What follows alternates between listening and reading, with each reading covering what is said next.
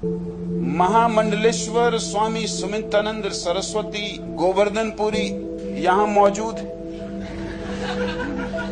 उन्होंने पूछा है, हिंदू धर्म दुनिया का सबसे पुराना धर्म है, उसकी धारा गंगा की भांति अखंड और पवित्र है। हिंदू धर्म की छाती बड़ी है। अपनी परम उदारता के ही कारण हिंदू धर्म ने अपने विरोधी जैन धर्म, बुद्ध धर्म और चारवाकी धर्मों को भी बड़ी सरलता से अपने में समा लिया है। आप और आपके सन्यासी हिंदू धर्म का चाहे जितना विरोध करें, अंततः हिंदू धर्म की सनातन धारा में सरलता से खो जाएंगे। क्या यह धर्म और मानवता के हित में न होगा कि आप और आपके सन्यासी सारा विरोध त्याग कर हिंदू धर्म की सेवा में लगे और हिंदू धर्म को नया जीवन, नए आयाम, नए विस्तार दें।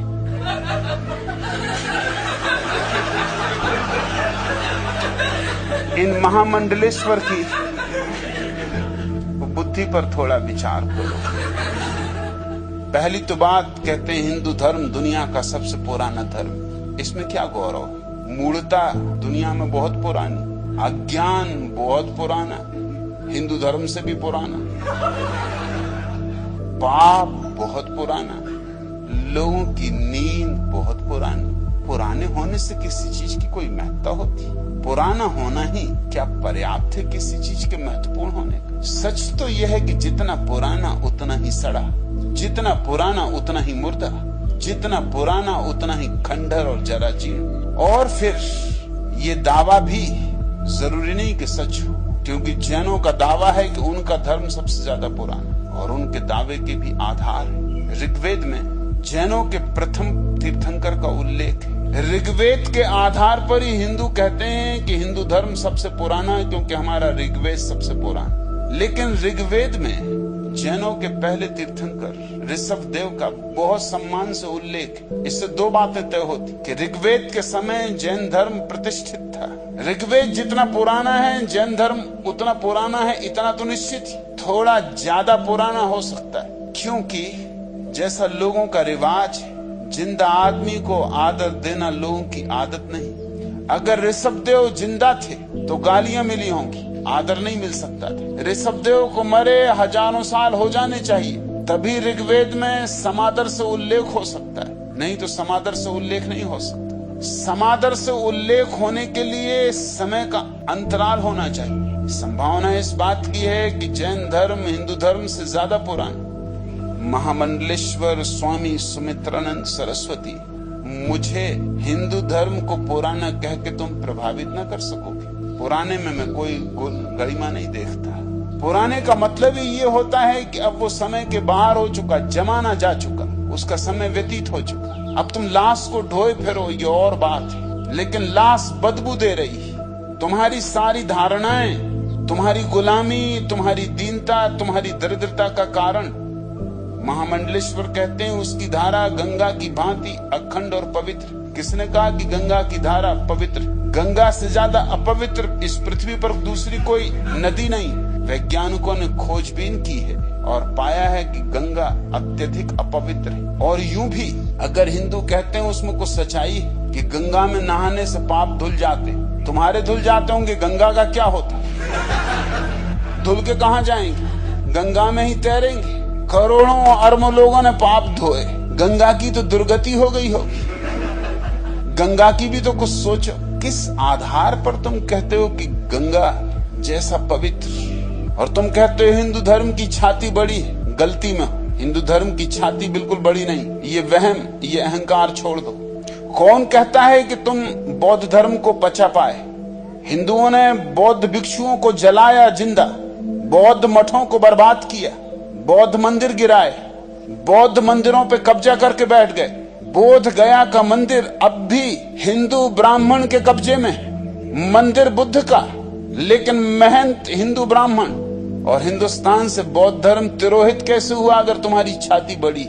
ये बुद्ध ने जो विरवाह रोपा था इस देश में, क्रांति का अद्भुत, ये कैसे तिरोहित हुआ?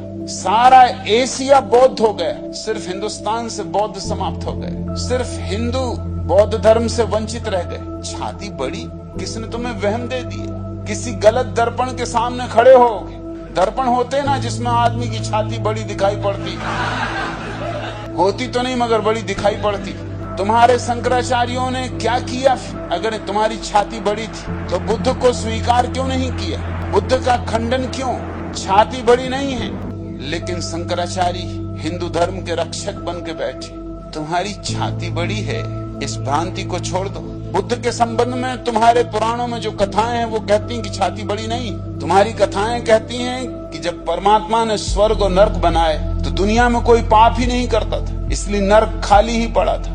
अंततः नर्क के शैतान ने और उसके शिष्यों ने जो वहां खाली हाथ बैठे थे, कोई न आए न कोई जाए, रोज बेचारे आग जलाते होंगे, कढ़ाई चढ़ाते होंगे और सांझ उतार लेते होंगे, आखिर थक गए। ये भी क्या दुकान के ग्राहक है ही नहीं। उन्होंने परमात्मा से प्रार्थना की तो परमात्मा ने कहा फिक्र न करो, अब जब नर्क बनाया है तो नर्क में लोगों को भेजने का उपाय भी मैं करूंगा। मैं बुद्ध के रूप में अवतरित होऊंगा और उसके बाद फिर कोई अड़चन न रहेगी नर्क।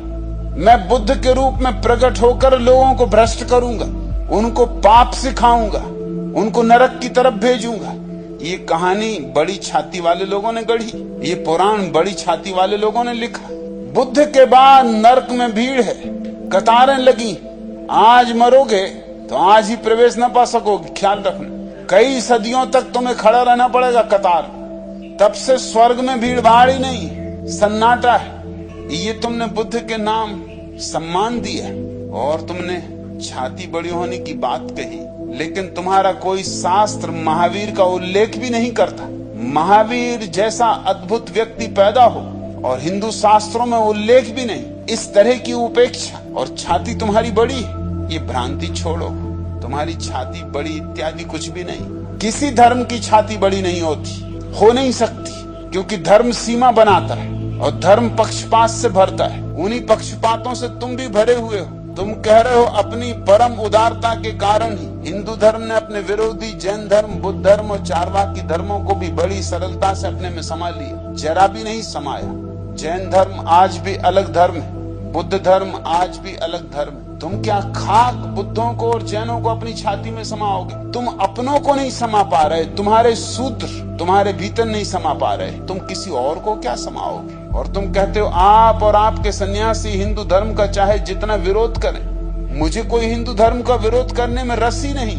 मैं तो समस्त धर्मों का विरोध कर रहा हूँ, उसमें हिंदू धर्म भी आ जाता है प्रसंगवशात। लेकिन मैं तो उन सारी धारणाओं का विरोध कर रहा हूँ जिनके आधार पर पुराने धर्म निर्मित रहे। वो धारणाएं हिंदुओं की भी हैं, बौद्धों की भी हैं, जैनों की भी हैं, ईसाइयों की भी हैं, पारसियों की भी हैं, मुसलमानों की भी। मैं तो मूल आधार शिलाओं पर चोट कर रहा हूँ। कोई हिंदू धर्म से मुझे लेना देना नहीं, इतना महत्वपूर्ण मैं उसे मानता भी नहीं। और ये चोट जारी रहेगी। और तुम कहते हो अंततः हिंदू धर्म की सनातन धारा में आपके सन्यासी भी सरलता से खो जाएंगे। ये भ्रांति छोड़ दो। मेरे सन्यासी किसी धर्म को ही नहीं मानते। मेरे सन्यासी ना तो नास्तिक हैं, ना आस्तिक, न हिंदू हैं, न मुसलमान, न ईसाई।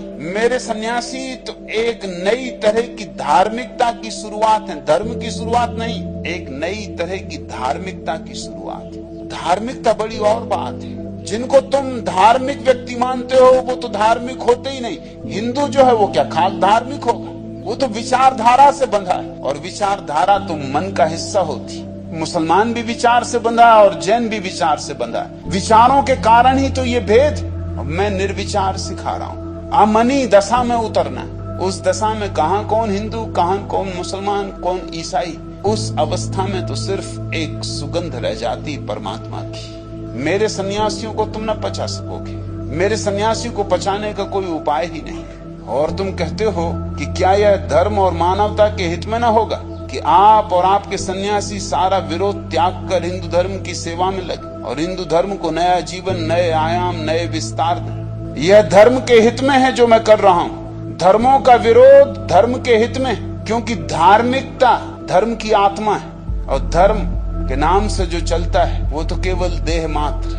देह के पार जाना है, शास्त्र के पार जाना है, तब सत्य मिलता है। मन के पार जाना है, तब कभी आत्मा का साक्षात्कार होता है। समस्त विचारों के पार जो उठ जाता है वही भगवत्ता को पहचान पाता है। यही मनुष्यता के हित में है जो मैं कर रहा हूँ। और तुम चाहते हो कि हिंदू धर्म की सेवा में लगूं, हिंदू धर्म की सेवा से मनुष्यता का हित होना होता तो मनुष्यता का हित कभी का हो चुका होता। तुम जैसे महामंडलेश्वर और क्या कर रहे? 10,000 सालों से यही बकवास तो तुमने लगा रखी। मनुष्यता का कोई हित तो हुआ नहीं और न ही कोई धर्म का हित हुआ। अब समय आ गया है कि धर्म और मनुष्यता का हित किया जाए और उस हित के लिए जिस चीज का भी खंडन करना होगा, जिस चीज का भी विरोध करना होगा, उसका विरोध किया जाए। मैं न तो किसी बात की पवित्रता को मानता हूँ, न किसी बात की प्राचीनता को मानता हूँ। मेरे अनुभव से, मेरे सत्य से जो चीज मेल खाती जरूर मैं उसका समर्थन करता हूँ। जैसे ऐतरे ब्राह्मण का मैंने समर्थन किया, मगर इस कारण नहीं कि ये हिंदुओं का ग्रंथ। न मेरे विरोध में कोई हिंदुओं से संबंध है, न मेरे समर्थन। सत्य का समर्थन है, वो कहीं भी हो। मेरी छाती बड़ी है, तुम्हारी छाती बड़ी नहीं। अब तुम कहते हो कि हिंदू धर्म की सेवा करें, हिंदू धर्म को नया जीवन। अब जो मरी गया उसको नया जीवन कहां से दो? और इंजेक्शन लगा लगा के किसी तरह से, और यंत्र लगा लगा के किसी तरह से फेफड़ों को चलाए भी रखो तो क्या फायदा है? जो मर चुका उसे दफनाओ। राम नाम सत्य। अब तो हिंदू धर्म के लिए एक ही बात है, राम नाम सत्य। अब इसकी अर्थी बनाओ। इसकी अर्थी बनाने में मैं जो भी सेवा चाहिए राजी हूं।